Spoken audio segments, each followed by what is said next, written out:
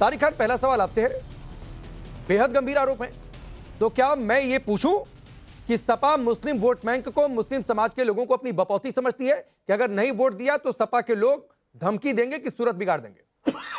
अल्पसंख्यक प्रकोष्ठ भारतीय जनता पार्टी ने बना रखा।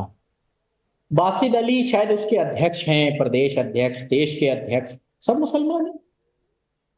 बीजेपी खुद कहती है कि हमको मुसलमान वोट देता है। वहां सिलेंडर बांट रहे थे कश्मीर में, मुसलमान वोट दे दो, सिलेंडर ले लो, 2 सिलेंडर ले लो, 4 सिलेंडर ले लो।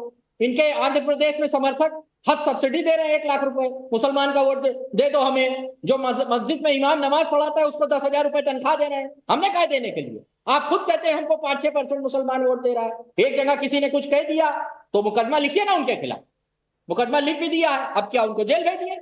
हम किसी भी तरीके के डिवाइसिव पॉलिटिक्स पे एतबार नहीं करते। हम उस देश में रह रहे हैं जहां प्रधानमंत्री खुद खड़े होकर कह रहा है हिंदू मुसलमान, हिंदू मुसलमान। कल ही बोले हैं कि मुसलमान को नहीं बांटते हैं, चलो भैया आप मुसलमानों को बांटो, खाली हिंदुओं को बांटना। तो हिंदू मुसलमान की बात जब प्रधानमंत्री कर रहा है तो बाकी लोग करेंगे। और एक बात अब मैं कह रहा हूं, राघवेंद्र प्रताप सिंह 2022 के चुनाव में डुमरियागंज से प्रत्याशी भारतीय जनता पार्टी के कहते हैं जिसने बीजेपी को वोट नहीं दिया उसका डीएनए टेस्ट कराऊंगा, उसके अंदर हिंदू का खून नहीं है। तारिक खान, जो मैंने सवाल पूछा था उस पर तो आप जवाब नहीं दे पाए। मोहित खान के पक्ष में इसलिए खुलकर खड़े रहे क्योंकि वो एक खास वोट बैंक से है। एमवाई समीकरण को आप कहते हैं कि हमारी ठेकेदारी है, हमारा सबसे स्ट्रॉन्ग इक्वेशन है, और उसके बाद एक सवाल पूछ दिया कि बपौती समझते हैं क्या? एफआईआर में जो आरोप है उसके आधार पर तो आप बौखला गए शुरुआत में ही। हमने कहा आप कार्रवाई करिए ना उनके खिलाफ, सबको अधिकार है जहां मन करे वोट दे। क्या हिंदू हमें वोट नहीं देता? मुसलमान तो 14% है, तो बाकी वोट कहां से आते हैं? अभी हरियाणा में इतना वोट मिला कांग्रेस को, तमाम जगह मिला, और इनको कश्मीर में मिला, मुसलमान ने इनको दिया, हिंदू हमको हरियाणा में इतना वोट मिला कांग्रेस को, इसलिए कांग्रेस हार गई, अब बीजेपी सरकार बना ले गई। नहीं, वो नहीं कह रहे, वोट तो मिला है ना। 6-7% मुसलमान है, बाकी जिसने वोट दिया सब हिंदू है। मुसलमान तो 6-7% है भैया। तो हिंदू दे रहा है वोट सबको, हमको भी दे रहा है, आपको भी दे रहा है, इनको भी दे रहा है, मुसलमान इनको भी दे रहा है। पर पोस्ट बनाए बैठे हो मुसलमानों का, काहे के लिए बकेला खड़ा करने भाई? सबको वोट देते हैं जिसका मन करे। अगर कोई मुसलमान कह रहा है बीजेपी को वोट मत दो, गलत है।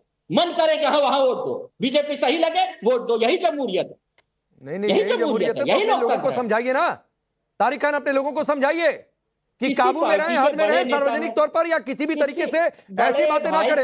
रोहन गुप्ता, एक घटना नहीं है, कई सारी घटनाएं हैं, मैं सिलसिलेवार तरीके से गिना दूंगा।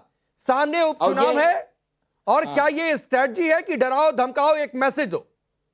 और जो यहाँ जेडीयू के जो सांसद कह रहे थे, और जो शुभेंदु अधिकारी ने कहा आऊंगा तारिक खान, आऊंगा। अभी रोहन इनसे पूछ लीजिएगा। अरे रुक जाइए, इनसे पूछ लीजिएगा। अरे रुकिए तारिक खान प्लीज। रोहन जी,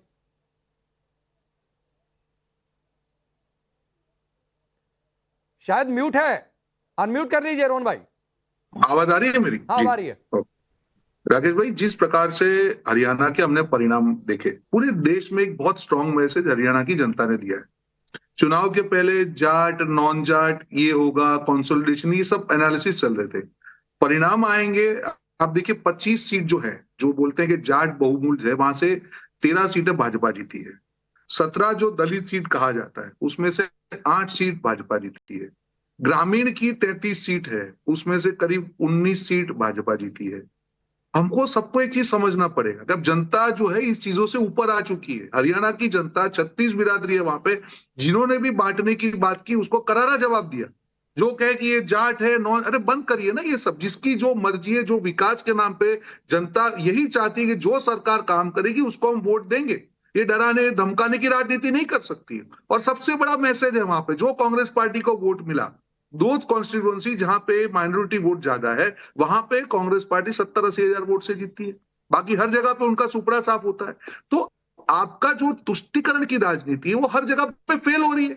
कहीं ना कहीं आप डरा के तुष्टीकरण कर रहे हैं। सबसे ज्यादा शासन किसका रहा राकेश भाई? आजादी के बाद कांग्रेस पार्टी का रहा। अगर आज आजादी के 75-80 साल के बाद भी अगर मुस्लिम समाज का विकास नहीं हुआ तो जिम्मेदारी किसकी है?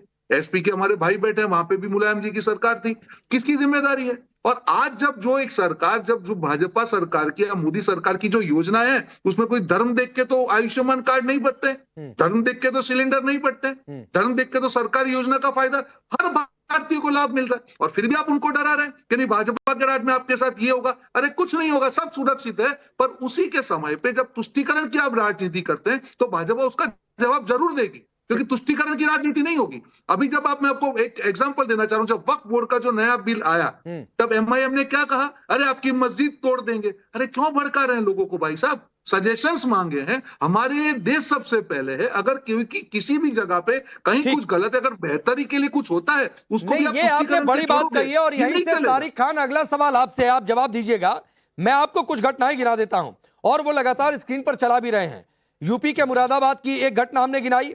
यूपी के मुरादाबाद में पहले बीजेपी को सपोर्ट कर दिया तो जनाजे की नमाज नहीं पढ़ने दिया, एक मुस्लिम की मृत्यु हुई। तो हरदोई में बीजेपी को वोट दिया तो हिंदू युवक को गोली मार दी। बरेली में मुस्लिम महिला को धमकी दी, बीजेपी की नेता बन गई रोशनी खान तो परिवार समेत मारने की धमकी दे दी, धमकी दे दिया कि सिद्धू मूसेवाला की तरह मार दिया जाएगा। बाबर अली ने बीजेपी के लिए प्रचार कर दिया तो उसकी हत्या कर दी। अमेठी से इस तरीके की घटना सामने आई। किदवई नगर में कितनी गिराऊं, और इन सबके पीछे एक वजह है कि आप लोग डराते हैं। शायद ये एक वजह हो सकती है, मैं ये कह रहा हूं, जो रोहन गुप्ता कह रहे हैं, आप लोग डराते हैं, धमकाते हैं बीजेपी के नाम पर, मोदी के नाम पर। वक्फ में संशोधन की बात आ जाती है तो एंटी मुस्लिम है, मस्जिद मदरसा छिन जाएगा। तो ये लोग बताएं ना कि हम लोग नहीं डराते हैं, ये लोग बताएं ना, ये अपने आप को अच्छा साबित करें। अच्छा साबित करने के लिए क्या करते हैं, वक्फ अमेंडमेंट जैसे बिल लेके आते हैं जिसका मुसलमान विरोध करता है, 50 लाख। नहीं, वो अच्छा साबित करें, आप डराते धमकाते रहेंगे। वो अच्छा साबित करते रहे, अपनी सफाई देते रहे, करते रहे, और तारिक खान आप लोग डराते धमकाते रहेंगे। कब डराया हमने, कब डराया हमने किसी बड़े नेता की आप भाषा? तो ये क्या बात है, बरगलाने की बात, एक तरीके से डर दिखाने की बात। जो बीजेपी को वोट नहीं देगा उसका डीएनए टेस्ट कराएंगे। इनके बीजेपी के विधायक कैंडिडेट राघवेंद्र प्रताप सिंह ने कहा था 22 के चुनाव में, उनको पार्टी से निकाला इन्होंने। डीएनए टेस्ट कराएंगे ये हिंदुओं का, वो नहीं गलत है, वो सही है। तो आपकी पार्टी का एक नेता कुछ कह दे तो आप कहते हैं कि पल्ला झाड़ लिया, व्यक्तिगत बयान है। तो बीजेपी के एक नेता ने कुछ कह दिया तो आप उसको पूरी बीजेपी की लाइन मानकर चलेंगे। मैं आपसे स्वामी प्रसाद मौर्य पर पूछूं तो आप कहेंगे कि अब वो पार्टी में नहीं है। मैं आपकी पार्टी के 2-3 और नेताओं का बयान दे दूं, कह देंगे आप व्यक्तिगत बयान है। मैं कह रहा हूं आप मेरे नेताओं के बयान बताइए जब मुसलमानों को धमकाया कि इनको बीजेपी को वोट मत देना। नेता का बयान बताइए। नहीं, मैं ये नहीं कह रहा हूं कि आपके किसी बड़े नेता ने धमकी दी या क्या किया, लेकिन कुछ केसेस सामने आए हैं जिसमें आपकी पार्टी से जुड़े लोगों पर आरोप लगा है।